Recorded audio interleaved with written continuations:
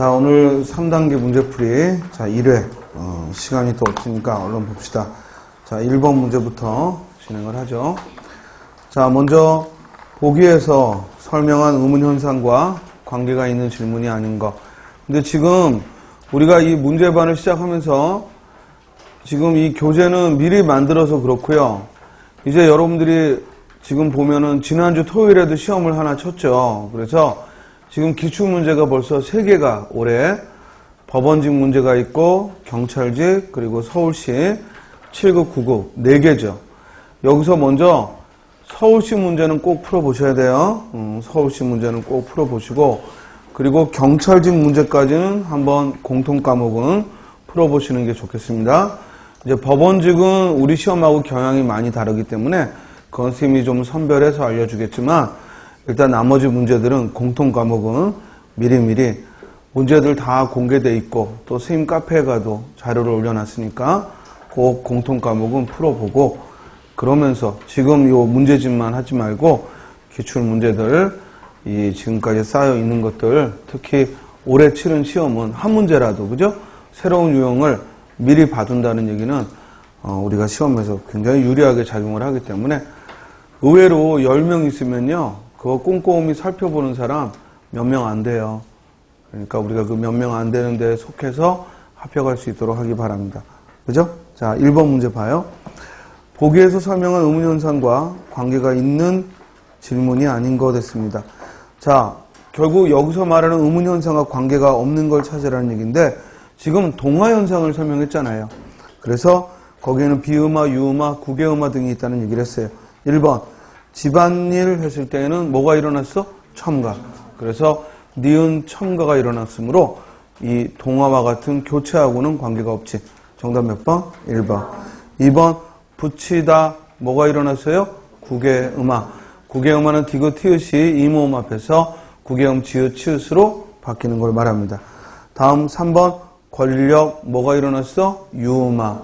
그리고 4번, 먹는다 뭐가 일어났어요? 비음화가. 그러므로 답은 1번. 자, 2번.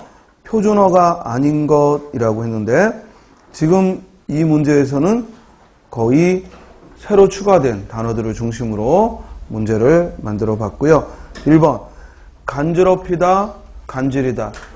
간질이다가 원래 표준어였고 간지럽히다 추가됐습니다. 그리고 몇 자리에 몇 자리가 추가됐습니다. 그래서 몇 자리, 몇 자리 이제 모두 쓸 수 있습니다.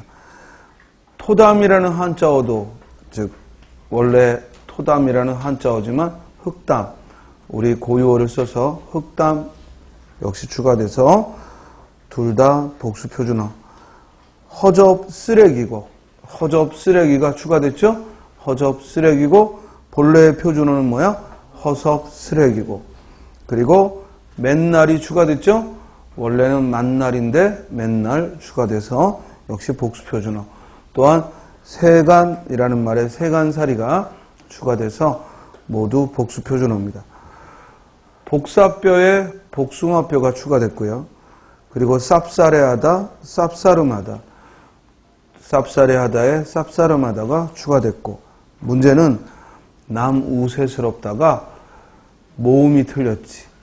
모음이 이런 거 치사하다 그러면 안 되는 거야. 알겠어요? 왜냐면 우리말에서 어이냐 아이냐 이거 중요해요. 그래서 남우세스럽다. 어이죠. 남우세스럽다고 여기서 우를 빼고 남세스럽다. 그런데 뭐가 추가됐다? 남사스럽다가 추가됐습니다. 어이냐 아이냐 하는 것도 결코 무시해서는 안 되고요. 그래서 3번은 남우세스럽다의 세가 아이가 아니라 뭐야? 어이로 표기해야 돼. 정답은 3번. 거치적거리다에 거리적거리다가 추가됐고요. 끼적거리다에 끄적거리다가 추가됐습니다. 주의할 건 끼적거리다라는 말은 음식을 끼적거리다에도 쓰고 글자를 끼적거리다도 쓰고 두 가지 의미가 모두 되지만 끄적거리다는 뭐야? 글자를 끄적거리다에만 즉 해당이 되죠. 새치름하다, 새초롬하다, 새치름하다, 새초롬하다, 즉 여성만 지을 수 있는 표정. 그래서 새치를 맞아 새초를 맞아 쌀쌀 맞은 듯 그런 태도, 쌀쌀 맞은 듯 보이는 표정을 새치를 맞아 새초를 맞아 모두 맞습니다. 자, 2번은 뭐 꼭 여러분들이 맞다 틀리다 보다는 복수 표준어, 추가된 표준어들 한 번만 더 이 문제를 통해 안 봤다면, 그동안 또 봤던 거지만 잊어버렸다면 한 번 더 보자라는 의미였습니다. 3번 문제 보겠습니다. 그래서 2번의 정답은 3번이고요. 3번, 높임법과 관련하여 기억부터 리을에 대한 탐구한 내용으로 적절하지 않은 것. 수능 문제를 선생님이 우리 문제로 이렇게 살짝 변형을 한 건데 요새 많이 등장하는 유형이죠. 그죠? 그러니까 이런 건 시간 낭비하지 않도록 조심하면서 빨리빨리 물어보는 거에만 선택지를 보고 물어보는 거에 판단을 하자고. 그리고 그 물어보는 게 밑줄만 봐도 되는지 아니면 문장을 모두 읽어야 되는지 이걸 또 그때그때 판단하셔야 돼요. 모든 걸 다 읽고 할 필요도 없고. 자, 1번. 기억의 댁은 할머니와 관련된 대상을 높여서 할머니를 높인 거다. 그렇지. 할머니 집이니까 집이라는 말 대신에 뭘 썼어? 댁이라는 말을 쓴 거죠. 2번. 니은에서 보조사 요를 붙여서 대화 상대방을 높인 거다. 두 가지를 점검해야 돼. 먼저 이 잠시만요 했을 때 요가 보조사냐라는 거지. 이 요가 보조사인지 아닌지의 판단은 요를 빼면 낮춤. 그리고 요를 넣으면 높임. 잠시만이라는 말 가능하죠? 그런데 요를 붙이면 잠시만요 라고 높임이 되고, 이는 듣는 대화 상대를 높이는 거죠. 그렇죠? 맞는 말입니다.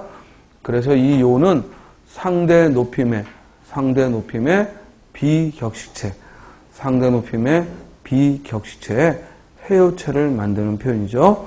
보조사 요의 사용은 상대 높임에서도 비격식체, 해요체를 만드는 표현입니다. 3번. 디귿의 주격조사 깨서를 사용하여 할머니를 높인 거다. 맞죠? 다음. 리을의 모시다라는 특수 어휘를 사용하여 이렇게 모시다, 들이다, 뵙다, 여쭙다는 어디에 사용하는 특수 어휘죠? 객체 높임에 사용하는 특수 어휘고, 이는 할머니를 높인 거다라고 했는데, 할머니를 모시고 가는 게 아니라 할머니 댁까지 누굴 모시고 가겠다는 거야? 그렇지. 어머니를 모시고 간다는 거니까 할머니를 높인 게 아니라 어머니를 모신 거죠. 질문. 여기서 모시다의 높임의 대상은 할머니가 아니라 어머니라고 했고, 그럼 어머니는 문장 성분이 뭐야? 그렇지. 목적어죠. 자, 그래서 우리가 객체 높임은 결국 문장의 부사어나 목적어가 윗사람일 때 사용하는 것이고, 객체 높임의 어휘는 4개 뭐라고요? 들이다, 모시다, 그리고 여쭙다, 뵙다. 이렇게 4개의 어휘가 각각 시를 쓴 게 아니라, 모시다도 선어 발음이 시를 쓴 게 아니라, 그래서 우리가 시는 주체 높임 선어 발음이라고 하는 거예요.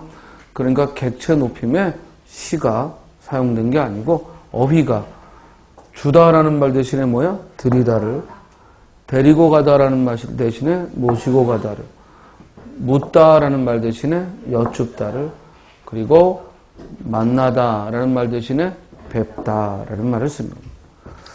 정답은 4번. 4번.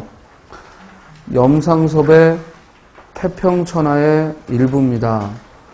우리 태평천하는 1930년대 조선을 배경으로 했고, 윤직원 영감과 그 손자 또 아들이 나와서 3대에 걸친, 그러니까 염상섭의 3대하고 살짝 비교가 되는데요. 태평천하는 대신 그 윤직원 영감이 일제의 친일적인 성향을 가지고 있고, 그래서 일본인들의 식민지의 상태의 조선을 뭐라고 쓴 거야? 태평천하라고. 그래서 일본 식민지의 상태에 있는 조선을 태평천하라고 인식을 하고 있는 거야. 그래서 염상섭의 이 채만식의 소설이나 염상섭의 소설이나 이 태평천하 안에서 결국 그 주인공은 비판받아야 될 사람인데 오히려 주인공을 하고 있기 때문에 반어적인 제목, 반어적인 인물이다. 반어적인 제목, 반어적인 인물이다 라고 기억을 해야겠죠. 우리 지은이가 좀 잘못됐네. 염상섭이 아니라 채만식이야. 태평천하의 지은이는 채만식. 염상섭은 3대고 태평천하는 채만식이지. 채만식의 태평천하. 자, 문제는 여기서는 그 소설과는 관계없는 관용적 표현의 질문을 한 거죠. 청기와 장수의 뜻을 물었어요. 선생님이 그랬지? 외우고 있던 거라면 답을 찾으면 되겠지만 이런 경우 외우지 않았던 거라면 문맥을 살펴서 그 뜻을 추론해 보라 했어. 자, 본문을 보면 그는 이윽고 공차 타는 기술을 춘심이한테도 깨우쳐 주던 것인데 그런 걸 보면 아마 이거는 아닌 모양이다. 그러니까 궁금해하는 걸 가르쳐 준 것으로 보아서 아마 이런 건 아닌가 보다. 그때 청기와 장수는 알고 있는 걸 안 알려주는 사람이다 이 말이에요. 따라서 정답은 몇 번? 4번. 즉 청기와 만드는 법이나 기술 따위를 이때 따위는 의존명사죠. 항상 띄었습니다. 따위는 의존명사로 항상 띄어쓰죠. 청기와 만드는 법이나 기술 따위를 아무한테도 알려주지 않는 사람이다. 즉 비법이나 기술 따위를 남에게 알려주지 않는 사람을 비유적으로 청기와 장수다라고 해요. 그러니까 설령 청기와 장수의 뜻을 몰랐다 하더라도 이렇게 예문을 주고 물을 때에는 문맥을 통해 판단해 볼 수 있다. 그렇죠? 다음. 밑줄 친 부분에 발음이 적절한 것은 다시 한번 강조하지만 발음 문제가 나왔을 때는 절대 발음 기호를 보고 읽지 말고 내가 먼저 발음해보고 내가 공부한 대로 똑똑히 발음하고 발음 기호를 비교하자. 자, 1번. 거기에는 대부분 여자들이 흩어져 밭을. 밭을이 아니라 뭐야? 밭을. 연음해야죠. 그대로 을 하고 조사가 왔으니까 모음으로 시작하는 형식 형태소가 왔으니까 그대로 연음해서 밭을. 이것이 치읓으로 구개음화가 일어나는 건 어떤 경우에만? 그렇지. 뒤에 이모음이 올 때만이야. 절대 다른 경우에 일어나는 게 아니라 뒤에 오는 형태소가 이모음이 올 때만. 이모음이 올 때만 그때만 밭이 하고 구개음화가 일어난다. 그렇죠? 다음 2번. 은행에서 뭐야? 빚을. 역시 연음해서 빚을이라고 읽어야지. 빚을 안 되지. 빚이 많아 안 돼. 빚이 많아. 빚을 갚다가 아니라 뭐야? 빚을 갚다. 틀렸고 3번. 협의죠? 정답 몇 번? 3번. 협의의 경우 조심할 게 이렇게 받침의 자음이 의모음에 연음에서 일어날 때에는 원래 두 번째 음절의 의와 이가 모두 가능하니까 그래서 협의하고 의로 발음하거나 또는 협의하고 이로 발음하는 게 가능한 거야. 그러나 이렇게 연음되는 게 아니고 처음부터 즉 의모음이 있을 때에는 그렇죠? 처음부터 아예 자음이 이렇게 표기에 있을 때에는 그때는 연음된 게 아니기 때문에 뭐만 가능하다? 이만 가능하다. 요거 헷갈리면 안 돼.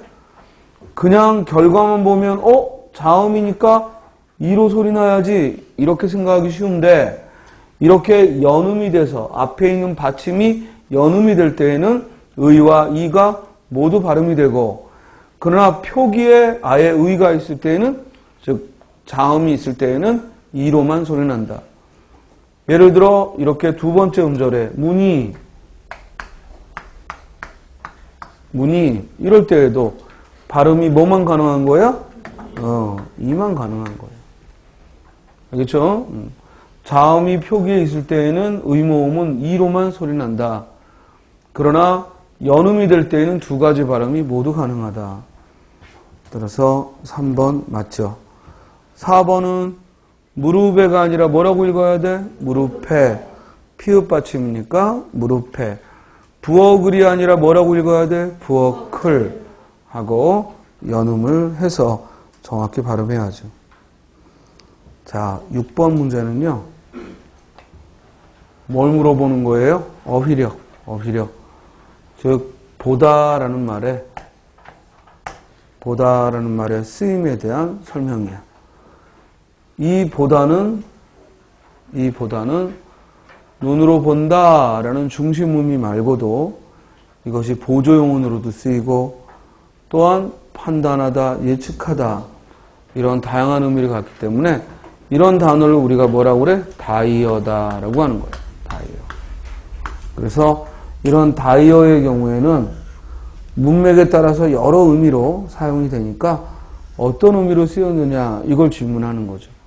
자, 본문 보면 어떻게 보면 동양의 옛 그림이 이치에 맞지 않는다는 생각 그 자체가 잘못된 것이다. 그렇게 생각한 것은 우리가 그동안 서양의 그림에 익숙하다 보니 일단 이 본의는 본용언이야 보조용언이야? 본용언이야 보조용언이야? 보조용언이죠. 익숙하니 이 말이야. 그런데 익숙하다 보니 즉 앞말의 이유나 원인을 이야기한 거다. 맞죠? 익숙하다 보니 동양의 그림을 서양화를 보는 눈으로 이때 보다는 뭐 용언이 하나니까 본용언이죠. 이때는 앞에 그림을 보는 거잖아요. 서양화를 보는 거잖아요. 그러니까 무슨 뜻이야? 감상하다. 눈으로 대상을 즐기거나 감상한다. 맞습니까? 예. 다음. 서양의 과학적 표현만이 우수한 회화라고 볼 수는 없는 일이다. 이때 보다는 서양의 과학적 표현만이 우수한 회화다라고 뭐야? 평가할 수 없는 거다. 맞죠? 다음. 서양 그림도 현대 회화에서는 대상을 재현한 그림보다는 뜻을 가진 그림이 오히려 더 성행한다. 동양의 그림은 이야기를 표현한 그림이다. 본대로 그린 것이 아니라 아는 대로 그렸다. 그래서 묘사적이 아니라 개념적이다. 동양의 그림은 동양적 시각으로 보아야 한다. 이때 보다는 앞에 이미 나와 있는 A, B, C 중 뭐와 유사하죠? 뭐와 유사하죠? B와 유사하죠. 즉 동양의 그림을 동양적 시각으로 뭐야? 감상하라는 얘기지. 따라서 결과를 맺게 이룬다. 관계없죠. 정답 몇 번? 4번. 자, 지금 6번 문제에서는 여러분들이 이런 다이어들이 문맥에 적절하게 쓰이는지를 판단하는 능력을 물어본 거고, 이런 걸 살필 때에는 그 단어만 보지 말고 뭘 목적으로 하는지, 뭘 부사어로 취하는지, 또 이게 본용어로 쓰였는지 보조용어로 쓰였는지 이런 점을 눈여겨보기 바라고요. 이런 게 좀 약하다 싶은 친구들은 우리 교재 1권 맨 앞에 보시면은 또 이런 다이어들을 한꺼번에 정리해 두고 있으니까 그걸 참고해도 좋고요.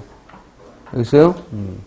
자, 그래서 6번에 정답은 몇 번? 4번. 자, 그럼 요 지문의 주제는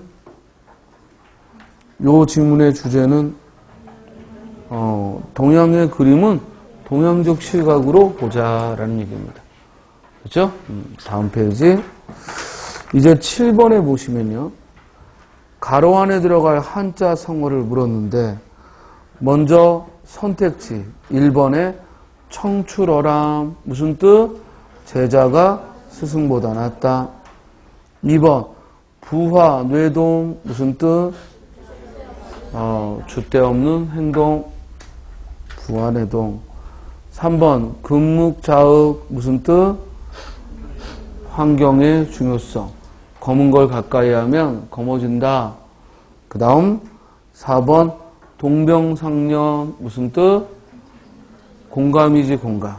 즉 아프면 아픈 대로 기쁘면 기쁜 대로 공감력을 얘기하죠. 막 설명하려고 하는데 선생님이 공감 이러니까 할 말이 없지. 그래서 공감 줄여서 기억하자 이 말이에요. 자, 본문을 봤더니 제3막 동방노인 했습니다. 그러면 이는 전통극이죠. 전통극. 그래서 꼭두각시 노름이야. 맨 밑에 써놨듯이 꼭두각시 노름.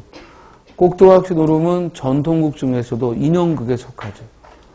우리가 전통극에는 크게 가면극과 인형극이 있는데 가면극이 봉산탈춤이고 그리고 인형극의 대표적인 게 꼭두각시 노름입니다. 이 전통극은 막과 막이 또는 과장이라는 표현을 쓰기도 하는데 과장과 과장이 아무 연관이 없어요. 그래서 옴니버스 구성입니다. 우리 전통극은 무슨 구성? 옴니버스 구성. 즉 서양의 연극처럼 1막, 2막, 3막이 하나의 스토리로 이어지는 게 아니라 각 막이 별개의 이야기야. 완전 별개의 주인공의 별도의 이야기야. 이런 걸 뭐라고 한다? 옴니버스 구성이라고 합니다. 자, 이제 빈칸에 이어보면 그것도 역시 좋습니다. 자, 그러면 장단을 시작하오. 쌤이 지금 빈칸을 채우는 문제거나 이럴 때에는 가까이 있는 걸 읽는다는 거 잊어서는 안 돼요. 처음부터 읽지 않았죠? 가까이 읽는 것. 가까이 있는 문장부터 읽습니다. 그것도 역시 좋습니다. 자, 그러면 장단을 시작하오. 장단을 치면 동방노인이 눈을 떴다 감았다 하다가 신명에 겨워 양팔을 벌여 춤을 한 번씩 멋들어지게 춘다. 저것 보게 밑줄 쳐. 인간에 나오더니 동방노인도 이것이로군 이라고 했어요. 여기서 인간에 나온다 할 때 인간은 뭐야? 인간 세상.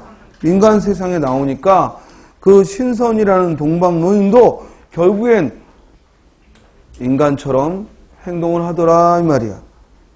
그렇죠? 그러면서 이제 밑에 동방사기 대경하여 대경 깜짝 놀라서 크게 놀라서 머리를 흔들고 소리를 지르며 여봐라 이게 웬 말이냐 내가 춤을 췄단 말이냐 하면서 자신이 자기도 모르게 즉 브레이크 댄스를 춘 거야. 그래서 자기도 모르게 춤을 춰놓고 민망해하는 거지. 자, 빈칸에 들어갈 말은 뭐다? 금묵자. 환경이 달라지니까 자기도 모르게 춤을 춰버렸다. 이런 얘기입니다. 됐습니까? 자, 이게 바로 이 마지막 대사로 판단이 안 되면 그 위의 대사로 하나 더 올라가도 그렇죠? 이것은 누구나 물러나고 나오면 노래 한바탕과 춤 한 번씩을 추는 것이요. 여봐라 나는 인간 사람과 달라서 세상에 나와도 상간에 있어서 불떠나 숭상하는 몸인 고로 인간 육체와 다르니 어찌 노래와 춤을 춘단 말이냐. 그러나 이미 나왔으니 내가 장단을 치면 내가 눈을 떴다 감았다 하되 장단에 맞춰 부드럽게 뜨고 감으면 만사가 여의하느라. 이 말은 뭐냐면 만사가 다 통한다 이 말이야. 그러니까 자기는 신선의 세계에서 내려와서 인간 세상에 왔기 때문에 점잖지 못하게 춤은 추지 못하겠고 대신 네가 장단을 하면 내가 눈만 감았다 떴다 하면서 즉 장단을 맞추겠다 하고서 막 춘 거야. 알겠어요? 그래서 이렇게 환경의 중요성을 이야기했죠. 정답 몇 번? 3번. 부안해동은 왜 안 되냐면 만약에 세면이 먼저 춤을 췄더니 그걸 따라서 자기도 모르게 따라 췄다면 그런 부안해동이죠. 그러나 세면은 장단을 췄고 그리고 동방삭은 누가 춤을 춘 것도 아닌데 혼자 흥에 겨워 춤을 춘 거니까 부안해동과는 관계없이 인간 세상에 내려와서 인간 세상에 한바탕 춤을 추는 곳이라고 하니까 자기도 모르게 행동이 그렇게 끌려간 거죠. 이해됐죠? 다음 8번 문제. 밑줄 친 말을 바꿔 쓴 것으로 적절한 거 그랬습니다. 1번에 지난 겨울부터 요거 붙여요. 지금 표준국어 사전에서는 지난 겨울을 붙여 쓰고 있습니다. 따라서 지난 겨울 붙입니다. 합성어로 지난 겨울, 지난 여름 붙입니다. 다음 지난 겨울부터 임자가 나섰다고 숫째 집까지 찾아와서 이때 숫째는 숱하게라는 횟수를 말하는 게 아니라 아예 기어이 이런 얘기지. 따라서 아예 집까지 찾아와서 기어이 집까지 찾아와서 그러니까 뭔가를 억지로 즉 해대는 거지 횟수가 빈번한 걸 말한 건 아니죠. 숱하다는 말은 횟수가 빈번한 거죠. 숱한 사건에도 불구하고 숱한 실패에도 불구하고 이런 의미니까 이 둘은 같은 의미가 아니네. 따라서 숫째는 아예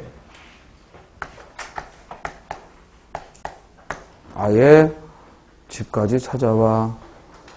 2번 거기에 초호합한 위락시설이 들어서서 동네가 삽시간에 환해질 거다. 이는 곧 순식간에. 맞죠? 정답은 2번. 박씨가 짐짓 허탈한 표정을 지으며 말하고 있는데 이때 짐짓이라는 말은 진심으로가 아니라 진심으로는 진정이라는 말이고 진심으로라는 뜻은 진정이라는 뜻이고 여기 짐짓 그럼 뭐야? 일부러 즉 일부러 허탈한 표정을 지으며. 그래서 우리 시험에도 한번 뭐가 나왔냐면 소설 속에 짐짓 등장인물이 어떤 행위를 하는 걸 주고 위에 소설에 관한 설명이다 하고 등장인물은 일부러 그런 행동을 하고 있다. 맞다 틀리다? 맞다. 그러니까 짐짓이라는 말은 아는데도 불구하고 일부러 그러니까 허탈하지 않은데 일부러 허탈한 표정을 지으며. 따라서 진심으로는 아니죠. 일부러라고 고쳐야죠. 4번 그는 이야기를 다 듣고 나서 가타부타 말을 하지 않았다. 가냐 타냐 말하지 않았다는 얘기야. 그러니까 한마디도 안 했다는 얘기죠. 흐지부지는 뭐야? 말끝을 흐리는 거고 흐지부지는 말을 결론짓지 못하고 말끝을 흐리는 거고 여기서는 흐지부지가 아니라 뭐야? 이런 방구 말을 하지 않았다. 이런 방구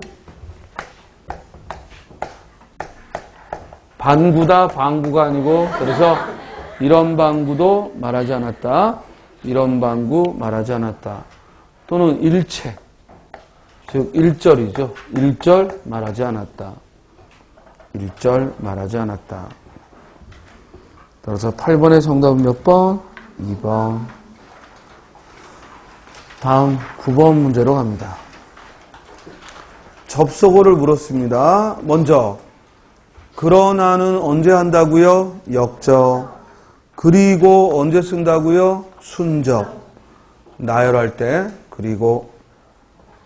그런데 언제 한다고요? 전환.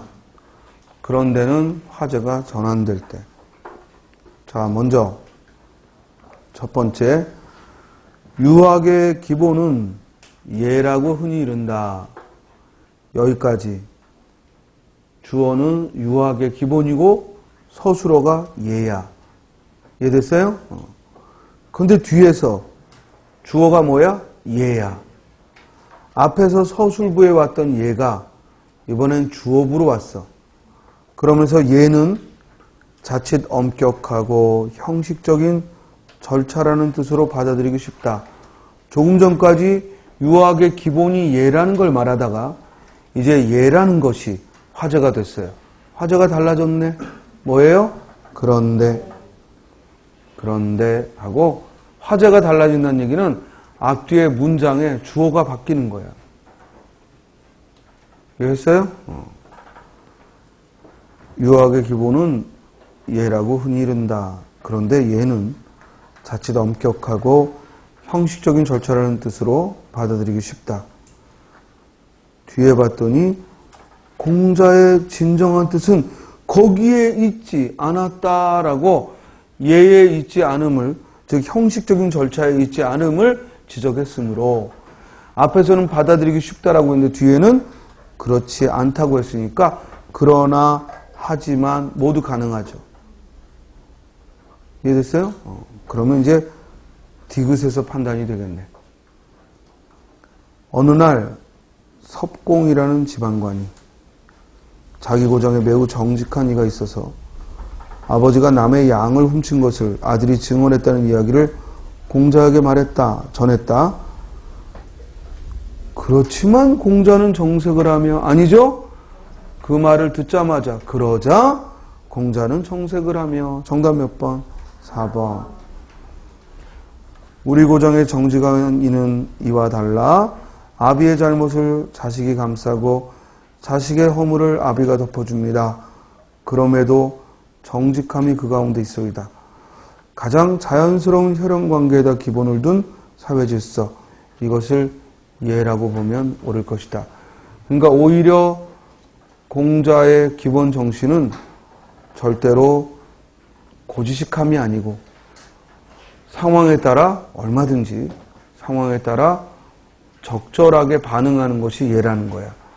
그러니까 공자의 예하면 또는 유학 이러면 아주 고리타분한 의례를 떠올리고 지금도 갑자기 성균관 앞에서 그죠? 이렇게 수염 기른 할아버지들이 도포자락 휘날리면서 그리고 종묘에 또는 사직에 예를 갖출 때 그걸 예라고 하는데 공자님이 통탄할 일입니다. 알겠습니까? 공자는 본래 그와 같은 형식을 싫어했어요. 대신 상황에 따라 즉 적절하게 판단하는 창의성을 강조한 거지. 지금 여기서도 물건을 훔치면 안 되지. 그러나 그랬다고 부모가 훔친 걸, 자식이 훔친 걸 부모가 고발할 수는 없다는 거야. 우리 현대인들이 볼 때는 이상하지?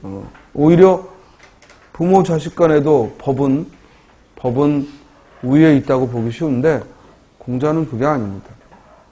부모와 자식 간의 그 도리는 법을 뛰어넘는다고 본 거죠. 따라서 이 글은 어떤 방법을 쓴 거야? 예시를 들어서 즉 유학의 기본은 예인데 예라는 것은 절대 형식적인 게 아니다. 형식적인 절차가 아니다. 그럼 공자가 말한 예는 뭐라는 거야? 자연스러움에 있다는 거야. 절대로 형식적이고 의례적인 게 아니라 공자가 말하는 예는 자연스러움에 있다는 거야. 그래서 공자님이 무슨 말을 했어? 예가 아니면 보지 말고, 예가 아니면 듣지 말고, 예가 아니면 말하지 말라. 이럴 때 이 예란 거의 요즘 말로 하면 우리의 본성, 자연스러움, 이걸 얘기하는 거예요. 그래서 그 자연스러움에 벗어나지 않는 그걸 우리가 예다라고 하는 겁니다. 됐습니까? 자, 9번에 따라서 정답은 4번이고요. 이제 10번. 글의 내용과 일치하지 않은 거 됐습니다. 먼저 선택지를 봐야죠. 1번. 전통적인 경제학에서는 충분한 정보가 주어지면 합리적 의사결정이 이루어질 수 있을 것으로 보았다.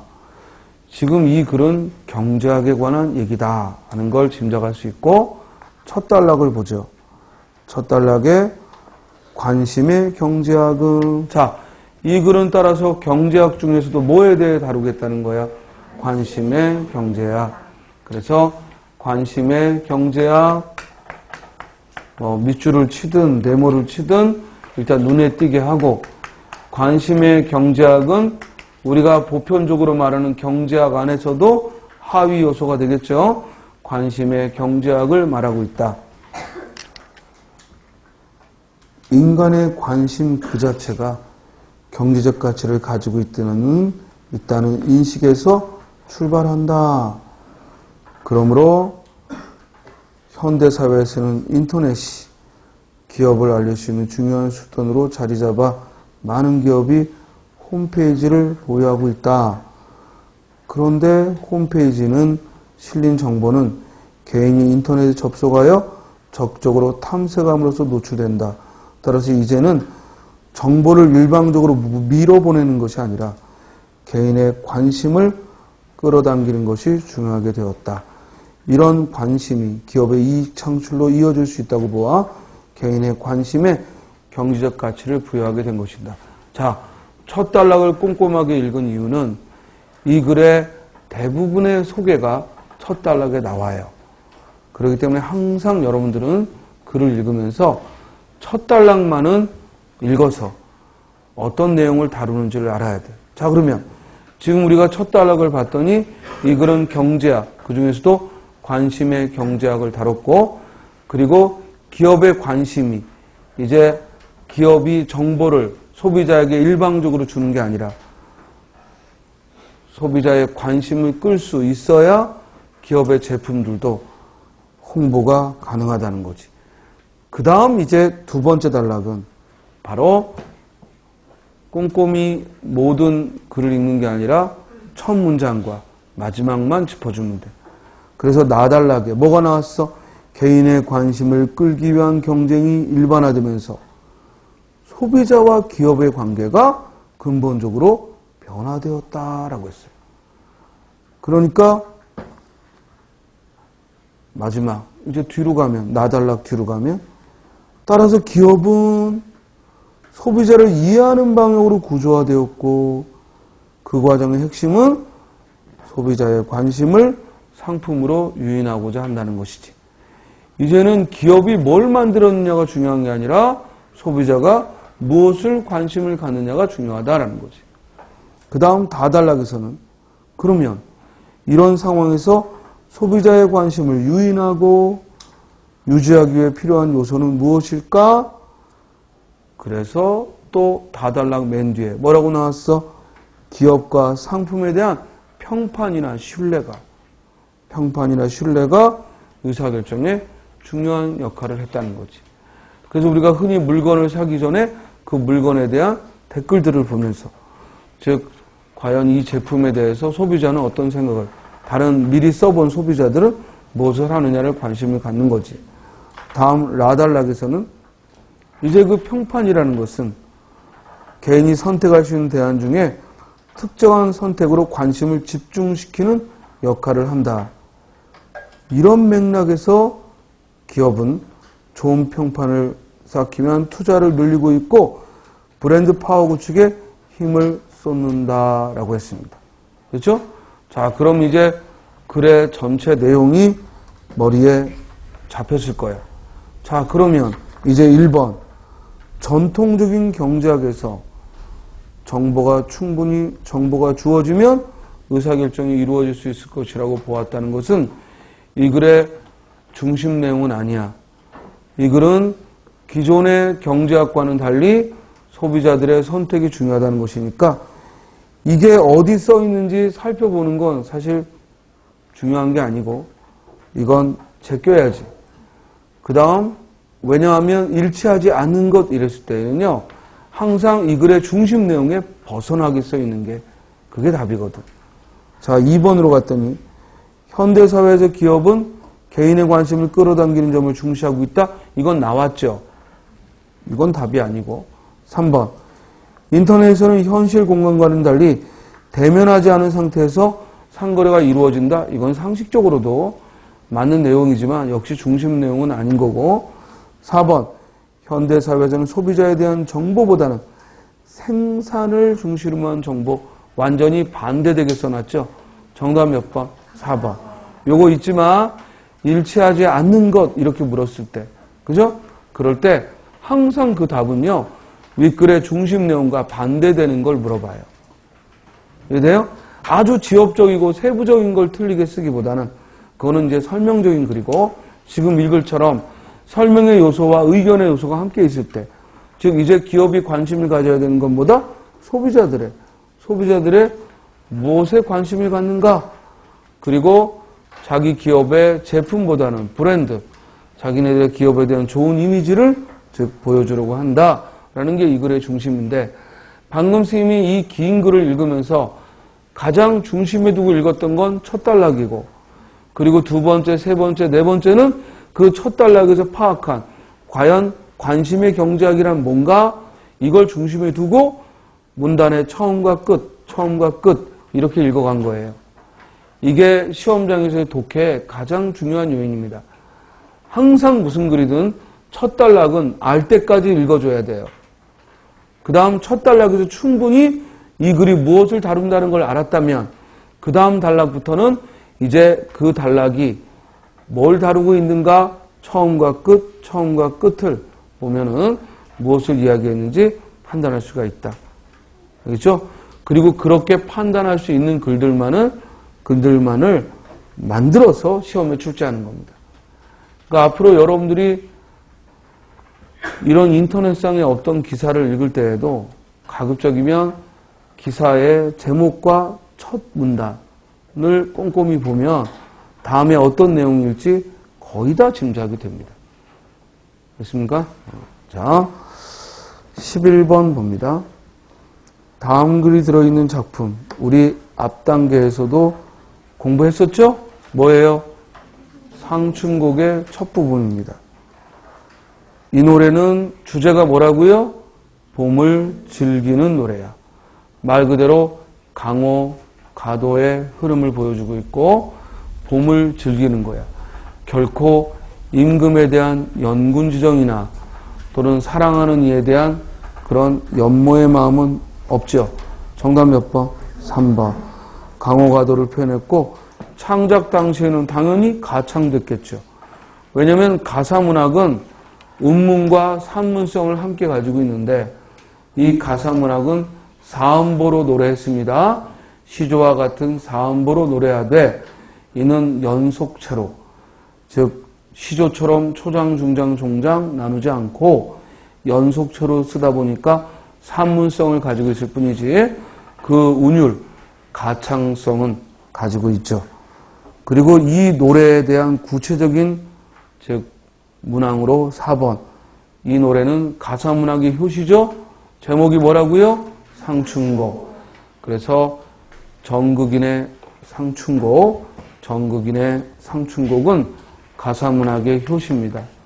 흔히 가장 먼저 만들어진, 즉 가사문학에서 가장 먼저 만들어진 작품이 바로 정극인의 상춘곡이고, 이는 봄을 즐기는 노래, 정말 말 그대로 처음부터 끝까지 봄을 즐기고 아모타 백년행락이 이만한들 어찌하리 이렇게 끝나죠. 처음 구절이 뭐야?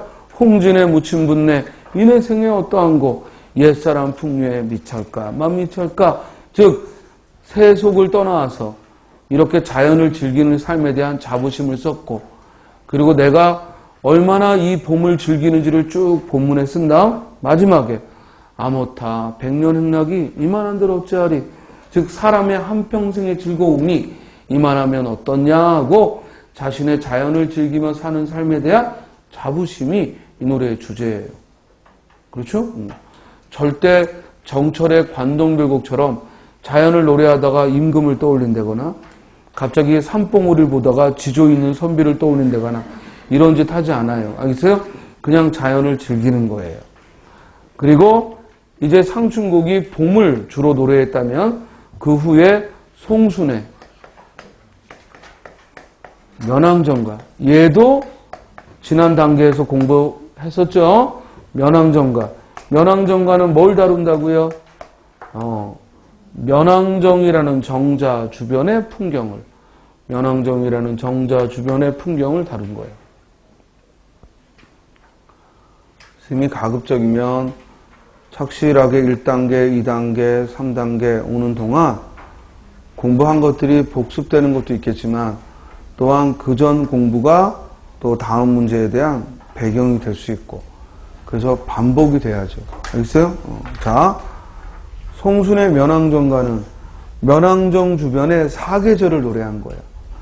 상춘곡이 봄이라는 한 가지 계절에 집중되어 있다면 면왕정가는 사계절을 노래한 게 다른 점이지. 대신 주제는 똑같아. 뭐야? 그냥 면왕정 주변의 사계절의 아름다움을 얘기한 거예요. 자, 이것에 영향을 받아서 이제 정철의 성산별곡이라는 작품은 관동별곡이 아니야. 성산별곡. 정철의 성산별곡이라는 작품은 이제는 면왕정가보다 조금 더 스케일이 크지. 이번에 어떤 정자의 주변이 아니라 성산지역 전체에. 대신 이때도 사계절의 풍경의 아름다움을 얘기하죠. 그렇죠? 그래서 정극인의 상춘곡, 송순의 면왕정가, 그리고 정철의 성산별곡으로 이어지는 걸 우리가 강호가도의 흐름이라 합니다. 자, 본문 얼른 해석하죠. 이 부분이 상춘곡의 서사 부분이죠. 우리가 가사문학은 서사, 본사, 결사로 이렇게 3단계로 서사, 본사, 결사라는 3단 구성을 취하는데 그 중에서도 서사, 주로 시험 문제가 서사와 결사에 집중되지 가사문학의 서사와 결사에 집중되어 출제됩니다. 서사 부분이죠. 홍지는 뭐라고? 세상. 세상 사람들이요. 새 속에 사는 사람들이요. 속세에 사는 사람들이요. 인해생애가 어떠합니까? 옛사람 풍류에 미치겠습니까? 못 미치겠습니까? 얘는 수사 의문문이죠. 정말 물어본 게 아니죠. 즉 자신의 이 풍류가 옛사람의 풍류에 미칠만 하다 하고 자랑하고 있는 거예요. 자랑하는 거예요. 자신의 풍류를, 장실의 풍류를 자랑하고 자부심을 얘기한 거예요.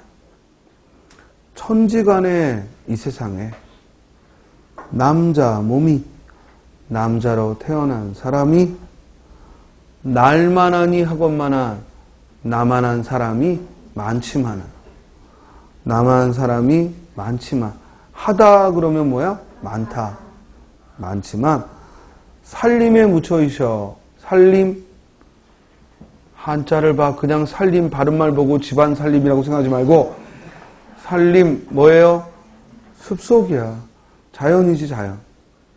발음이 유음화가 일어나죠? 살림.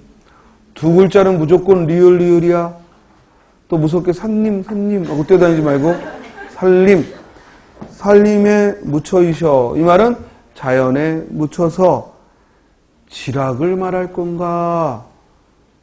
지락은 한자어야. 지랄이 아니라 지락. 한자어야. 뭐예요? 지극한 즐거움.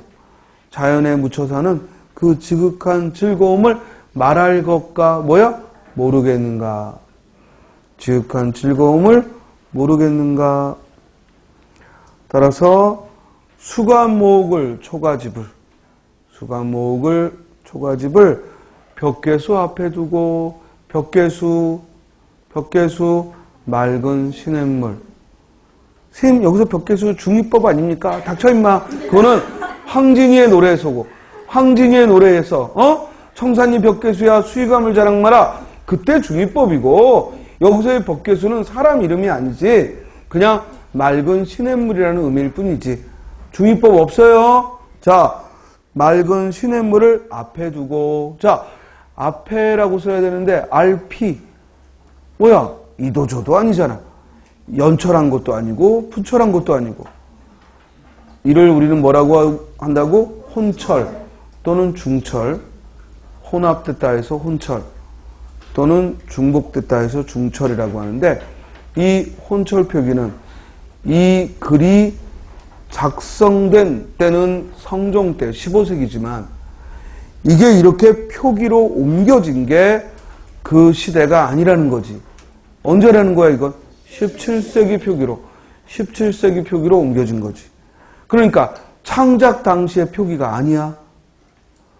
창작은 15세기 때 했는데 창작 당시의 표기가 아니라고.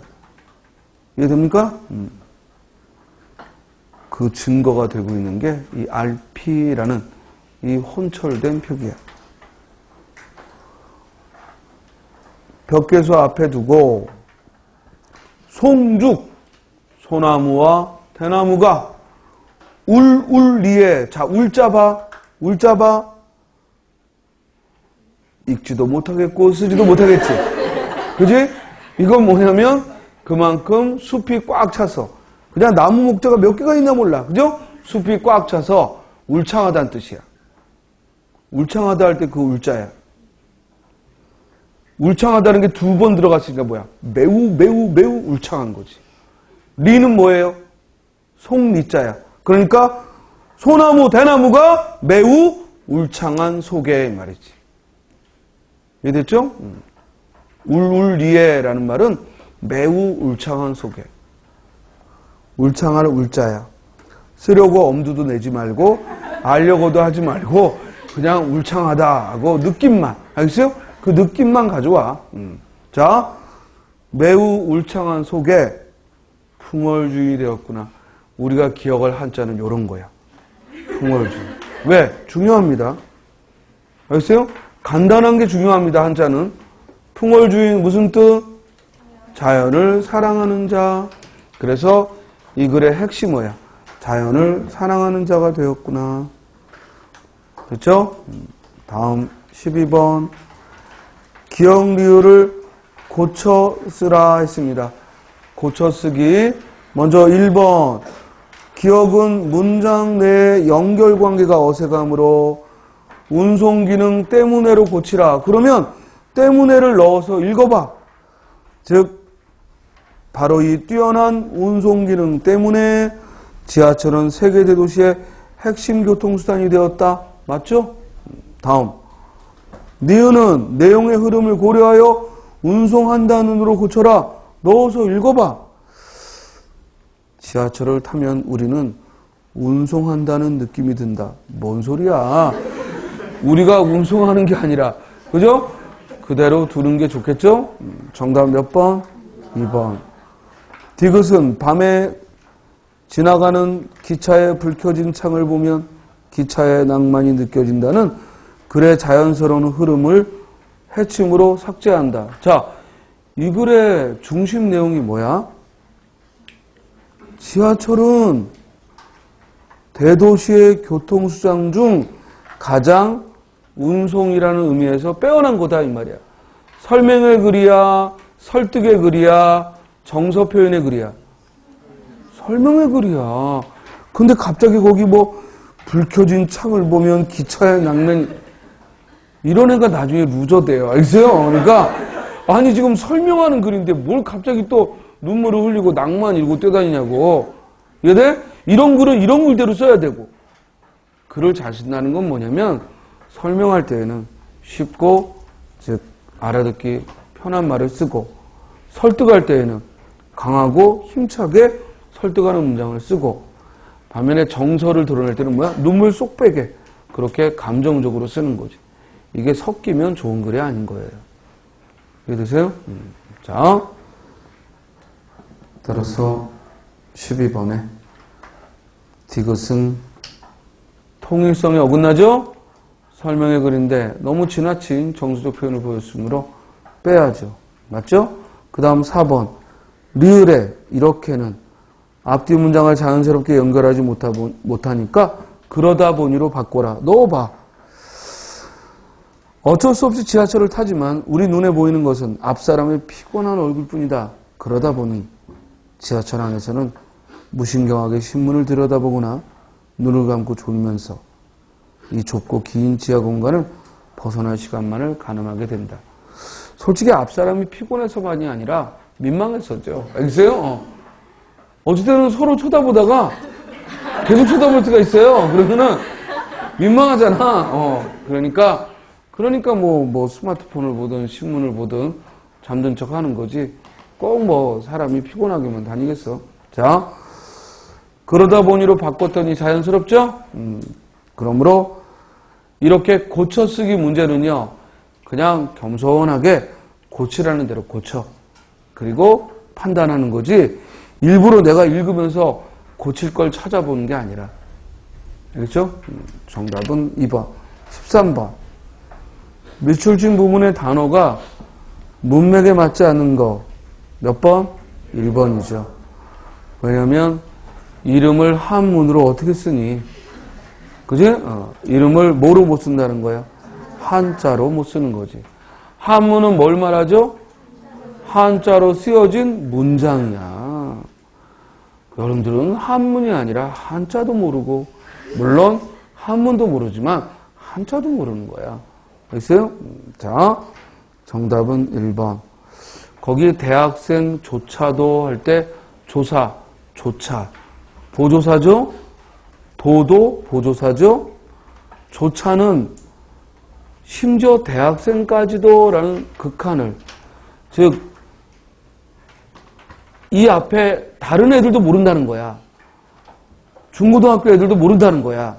근데 심지어 학문을 한다는 대학생조차도, 그러니까 이때의 조차는 더함의 의미를 갖는 거지. 그렇지? 그리고 도라는 말은 반복. 그러니까 도라는 말은 또 반복의 의미를 갖고, 그래서 대학생조차도, 다른 애들은 물론이지만 대학생조차도 자신의 이름을 한자로 쓰지 못하는 사례가 허다하다. 됐죠? 자, 질문. 거기 못하는 밑줄 치고, 쓰지 못하는 사례가 허다합니다. 못하는, 이때 못하다와 그 쓰임이 같은 거 물어보면 일단 본용어를 찾아야 돼, 보조용어를 찾아야 돼, 보조용어를 찾아야 돼. 그리고 보조용어 중에서도 부정의 보조용어이고, 그리고 동사를 찾아야 돼, 형용사를 찾아야 돼, 동사를 찾아야 돼. 부정의 보조용어는 본용어의 품사를 따라간다. 쓰다가 동사니까 못하다도 동사. 이해됐죠? 다음. 거리에 나가보면 온통 로마자로 쓰인 간판 일색입니다. 이때 로마자는 바로 알파벳을 말하는 거야. 이걸 영어로 쓰였다라고 하면 안 돼.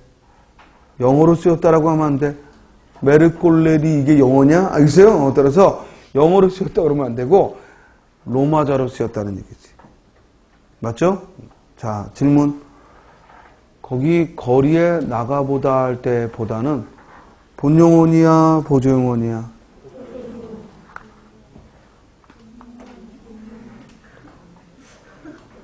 거리에 나가보면 온통 로마자로 쓰인 간판 일색입니다.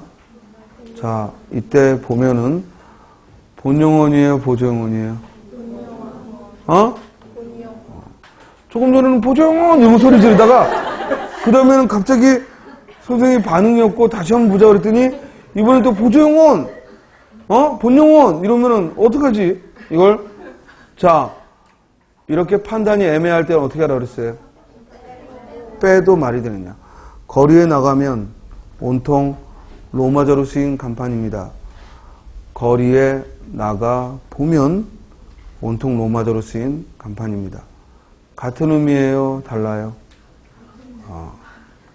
이때 보다는 실제로 눈으로 본다는 뜻을 가지고 있죠. 나가서 본 거죠. 나가보라 이게 아니라 그만 밖으로 나가봐라 이 뜻이 아니라 나가서 봤더니 그랬더니 간판이 로마자 일색이라는 거죠. 그렇죠? 굉장히 애매합니다. 그래서 여러분들이 큰 소리로 2번이나 서로 다른 대답을, 알겠어요? 큰 소리로 2번이나 하는 것도 타당해요. 그럴만합니다. 자, 그러면 가서 복습할 때 뭐 해야 돼? 보다 라는 말을 찾아서 이 보다가 보조용어로 사용되는 경우 예문을 더 눈여겨보시고, 이때는 간판을 봐야 하니까, 거리로 나가서 봐야 하니까 이때는 본용어냐. 거의 이런 경우 보조용어이거든. 그러니까 여러분들이 처음에 호정원 이랬단 말이야. 근데 선생님 표정이 싸늘하니까 돈영원 이러고 손을 질렀단 말이야. 근데 그게 알고 한 게 아니란 얘기지. 그래서 이 보다라는 말은 한 번 더 검색해 보라. 3번. 서양의 알파벳은 오랜 세월 동안 여러 사람의 손을 거쳐 만들었지만 여러 밑줄 치고 그 앞에 오랜 밑줄 치고 오랜이나 여러는 관형사야. 그러니까 뒤에 오는 말과 띄었지. 그런데 오랜은 관형사인데 오랜만에 할 때는 붙이지. 여러가 관형사인데 여러분 할 때는 붙이지. 그래서 이렇게 합성어를 이루는 말들은 좀 눈여겨봐야 돼. 그렇지만 오랜 세월 할 때는 이는 띄었어야 되고 여러 사람 할 때는 띄었어야지. 자, 손을 거쳐는 관용어죠? 손을 거치다 뭐예요? 손을 거치다. 여러 사람의 손을 거쳐 만들었지만 손을 거치다. 힘을 쏟았다. 노력을 쏟았다. 이 말이지. 한글은 세종대왕 한 분에 의해 발명되었다. 그래서 알파벳에 대한 상대되는 문자의 이름은 한글 또는 훈민정음이라 해도 되겠죠. 4번. 유학을 다녀오는 말끝마다 영어를 섞어 쓰는 아주 재수없는 그는 이미 국어의 소중함을 잊은 듯했다. 그래서 영어라는 말에 상대되는 말은 뭐예요? 국어가 되는 거죠. 자, 잊은 듯하다 밑줄 치고 잊은 듯하다. 스님도 예전에는 유학생활 좀 갔다 왔다고 막 영어 섞어 쓰거나 불어 섞어 쓰면 욕했는데 그건 열등감의 표현인 것 같아. 뭐냐면 그렇게 오랫동안 적어도 사람이 6개월 이상 뭐 꼭 6년까지는 아니고 1년까지 아니더라도 6개월만 지나면요 그 언어에 정말 젖어서 살다 오면 습관적으로 나옵니다. 잘난 척 하려고 하는 게 아니라. 알겠어요?